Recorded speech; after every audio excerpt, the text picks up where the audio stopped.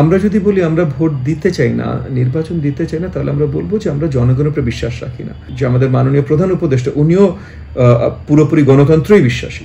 So উনি কোনোভাবেই 5 বছর এই সরকার পরিচালনা করবেন না। সবকিছু মিলিয়ে অবশ্যই নির্বাচন দ্রুত হওয়া দরকার। প্রথমত নির্বাচন দ্রুত হওয়া দরকার, কারণ এটা আমাদের গণতান্ত্রিক অধিকার, আমরা গণতন্ত্রে বিশ্বাসী। আমরা সব আন্দোলনই গণতন্ত্রের জন্যই করেছি, জনগণের অধিকারের জন্য করেছি।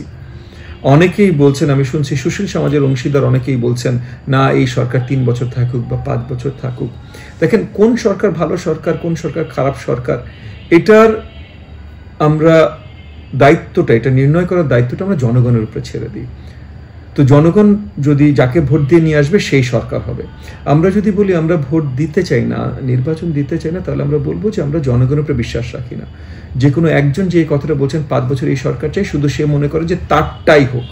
তাহলে হাসিনাও তো চেয়েছিলেন তারটাই হোক, অন্য কেউ তো চেয়েছিলেন। আমি শক্তভাবে বিশ্বাস করি যে আমাদের মাননীয় প্রধান উপদেষ্টা উনিও পুরোপুরি গণতন্ত্রই বিশ্বাসী। সো উনি কোনোভাবেই 5 বছর এই সরকার পরিচালনা করবেন না, আনলেস উনি নির্বাচনে, সেটা ভিন্ন কথা। এবং উনি বলে দিয়েছেন উনি নির্বাচনে ইন্টারেস্টেড না, এটা ওনার কাজ না। উনি দেশের জন্য, জাতির জন্য একটা দায়িত্ব নিতে বাধ্য হয়েছেন বলে নিয়েছেন, এটা ওনার কাজ না। উনি প্রথম থেকে পরিষ্কার করেছেন।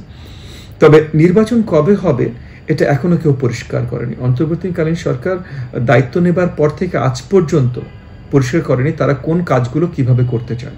তারা বারবার একই কথা বলে, সংস্কার বা সংস্কার না। তো সংস্কারের প্রসেস তো চলছে।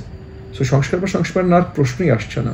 এবং সংস্কারের প্রসেসেও সবার ঐক্যমতেই তো আসতে হবে যে কোন কোন সংস্কার কখন হবে।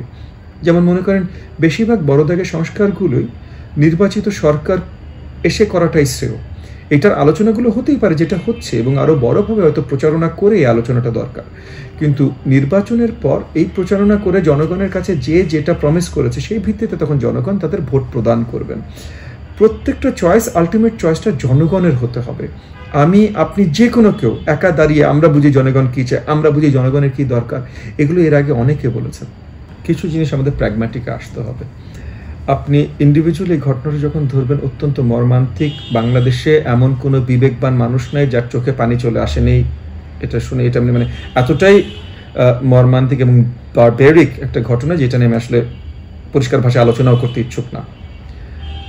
কিন্তু এই ধরনের ঘটনায় পরিচয় পায় না দেশের আইন শৃঙ্খলার কী অবস্থা, কারণ এগুলো ইন্ডিভিজুয়াল ইনসিডেন্টস এবং এগুলো বাড়ির ভিতরে হওয়া ইনসিডেন্টস, যেটাতে আসলে আইন শৃঙ্খলা বাহিনীকে আপনি দোষারোপ করতে পারছেন না।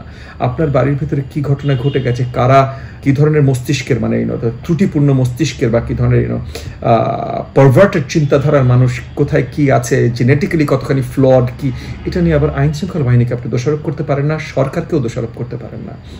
সো এই যে পার্টিকুলার স্পেসিফিক অত্যন্ত মর্মান্তিক দুঃখজনক যে ঘটনাটার কথা বলেন, এটা রিলেটেড আপনি সরকারকে আসলে দোষারোপ করতে পারেন না। কিন্তু আবার সরকারকে আপনি ঠিকই দোষারোপ করতে পারেন যখন আপনি দেখছেন যে প্রত্যেকটা এলাকায় ছিনতাই, রাহাজানি এগুলো বেড়ে গেছে। ওপেনলি রাস্তাঘাটে ছুরি চাকু নিয়ে ছেলে পেলে হেঁটে ছিনতাই করছে, বা নিষিদ্ধ অর্গানাইজেশন হিজবুত তাহরির বা এগুলো ওপেনলি হাজার হাজার লোকের মিছিল নামাচ্ছে বা কলেজ ক্যাম্পাসে ব্যানার দিয়ে ভরিয়ে দিচ্ছে, বা ওই যে আপনার কি বলার নাম, ওই ধর্মকে বিকৃত করে ধর্মের নামে উগ্রপন্থী অনেক কিছুর প্রচার করা শুরু হচ্ছে, বা মহিলাদের উপরে এই যে ওপেন মহিলাদের উপরে আক্রমণ হচ্ছে, সেটা নিয়ে আবার গ্রুপস তৈরি হয়ে যাচ্ছে এই আক্রমণকারীকে সহযোগিতা করবার জন্য। এই জায়গাগুলোতে আপনি বলতে পারেন যে আইন শৃঙ্খলা বাহিনীর ব্যর্থতা আছে বা আইন শৃঙ্খলার অবস্থানের অবনতি ঘটেছে এবং এখানে সরকার আরও কিছু করার আছে। আমরা নির্বাচন করার জন্য দেখেন প্রত্যেকটা রাজনৈতিক দলেরই কিন্তু ফোকাস থাকে তারা নির্বাচনে কত ভালো করবে। সো নির্বাচনের জন্য আমরা আমাদের মতো প্রস্তুতি নিয়ে যাচ্ছি, তবে একই সাথে আমরা কিছু দূর আশঙ্কায় আছি যে কিভাবে দেশের কি অবস্থান, কারণ এগুলোও তো আমাদের জন্য গুরুত্বপূর্ণ। আমরা শুধু নির্বাচনে জেতার জন্য তো রাজনীতি করি না, রাজনীতি করি যেন দেশের সার্ভিস করতে পারি, এবং নির্বাচনও করি কিন্তু ওই কারণে যে নির্বাচনে জিতে যেন এই কাজটা আরো ভালোভাবে করতে পারি। সো সেগুলো নিয়ে এখন আমাদের দুশ্চিন্তা অনেক বেশি।